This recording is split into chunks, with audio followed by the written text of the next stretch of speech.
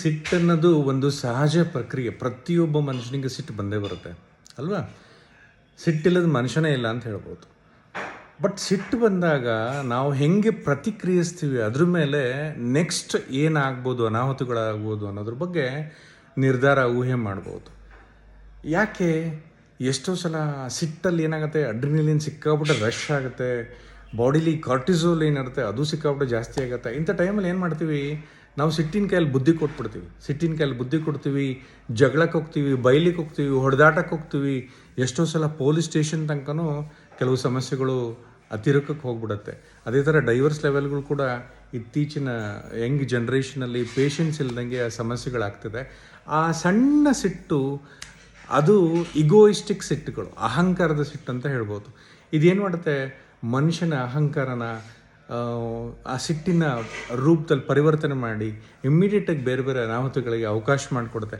ಆದ್ದರಿಂದ ನಾವು ಸಿಟ್ಟು ಬಂದಾಗ ನಾವು ನಿಯಂತ್ರಣದಲ್ಲಿ ಇಟ್ಕೊಳ್ಳೋವಂಥದ್ದು, ಕಂಟ್ರೋಲಲ್ಲಿ ಇಟ್ಕೊಳ್ಳೋವಂಥದ್ದು ನಮ್ಮ ಕೈಯಲ್ಲಿರೋವಂಥದ್ದು, ಬೇರೆ ಯಾರ ಕೈಯಲ್ಲೂ ಇರೋದಿಲ್ಲ.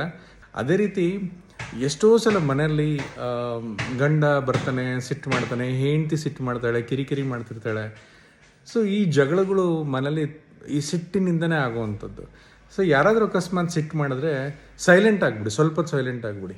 ಎಷ್ಟು 3-5 ನಿಮಿಷ ಸೈಲೆಂಟ್ ಬಿಡಿ. ಅವು ಬ್ರೈನಿಗೆ ಜಾಸ್ತಿ ರಿಲೀಸ್ ಆಗಿರೋವಂಥ ಕೆಲವು ನ್ಯೂರೋ ಟ್ರಾನ್ಸ್ಮಿಟರ್ಸ್ ಆಗಿರ್ಬೋದು, ಈ ಸ್ಟ್ರೆಸ್ ಹಾರ್ಮೋನ್ಸ್ ಆಗಿರ್ಬೋದು, ಅವೆಲ್ಲ ಸ್ವಲ್ಪ ಶಾಂತ ಆಗ್ತವೆ. ಸೈಲೆಂಟ್ ಥೆರಪಿ ಕೊಟ್ಟಾಗ ಎಲ್ಲ ಶಾಂತ ಆಗುತ್ತೆ, ನಿಮ್ಮ ಮನಸ್ಸು ಶಾಂತ ಆಗುತ್ತೆ. ಸೈಲೆಂಟ್ ಆಗಿಬಿಡಿ. ಶಾಂತ ಆಗ್ತಿಲ್ವಾ, ಸುಮ್ಮನೆ ಇದ್ಬಿಡಿ. ಎಷ್ಟು ಹೊತ್ತು, ಒಂದು 12 ತಾಸು 24 ತಾಸು ಸೈಲೆಂಟ್ ಆಗಿಬಿಡಿ. ಸೊ ದಟ್ ಸೈಲೆಂಟ್ ಥೆರಪಿ ಕೊಟ್ಟಾಗ ಮಾತ್ರ ಆ ಸಿಟ್ಟಿಗೆ ತಣ್ಣಗಾಗುತ್ತೆ. ನೀವು ಬೆಂಕಿ ಉರಿತಿದೆ ಅಂತ ಹೇಳ್ಬಿಟ್ಟು ಅದಕ್ಕೆ ನೀರು ಹಾಕಬೇಕು. ಪೆಟ್ರೋಲ್ ಹಾಕಕ್ಕೆ ಹೋದ್ರೆ ಏನಾಗುತ್ತೆ, ಇನ್ನೊಂದು ಸ್ವಲ್ಪ ಜಾಸ್ತಿ ಆಗುತ್ತೆ, ಬೆಂಕಿ ಜಾಸ್ತಿ ಆಗುತ್ತೆ ಅಲ್ವಾ? ಸೊ ಪೆಟ್ರೋಲ್ ಹಾಕೋದು ಬೇಡ. ನಾವು ಸಿಟ್ಟು ಮಾಡಿದರೆ, ಅವರು ಸಿಟ್ಟು ಮಾಡಿದರೆ ಪ್ರತಿಕ್ರಿಯೆ ಅತಿರೇಕಕ್ಕೆ ಹೋಗ್ಬಿಟ್ಟು ಜಗಳ, ಕಿರಿಕಿರಿ, ಪೊಲೀಸ್ ಸ್ಟೇಷನ್ ಲೆವೆಲ್ ತನಕ ಹೋಗುತ್ತೆ. ಆದ್ದರಿಂದ ನೀವು ಪೆಟ್ರೋಲ್ ಹಾಕೋ ಬದಲಿಗೆ ನೀರು ಹಾಕೋ ಪ್ರಯತ್ನ ಪಡಿ. ಒಬ್ಬರು ಸಿಕ್ಕಾಬಿಟ್ಟು ಸಿಟ್ಟಿದ್ದಾರೆ ಅಂತ ಹೇಳಿದ್ರೆ ಒಬ್ಬರು ಸಡನ್ನಾಗಿ ಸೈಲೆಂಟ್ ಆಗಿಬಿಡ್ಬೇಕು, ತಣ್ಣಗಾಗ್ಬಿಡ್ಬೇಕು. ಅವಾಗೆ ಮಾತ್ರ ಜೀವನ ಸುಖಪೂರ್ವವಾಗಿರುತ್ತೆ. ನಿಮಗೂ ಕೂಡ ಹಾರ್ಟ್ ಅಟ್ಯಾಕು ಅಥವಾ ಸ್ಟ್ರೋಕ್ಗಳಂಥ ಸಮಸ್ಯೆ ಬರೋದಿಲ್ಲ, BP ಜಾಸ್ತಿ ಆಗೋದಿಲ್ಲ.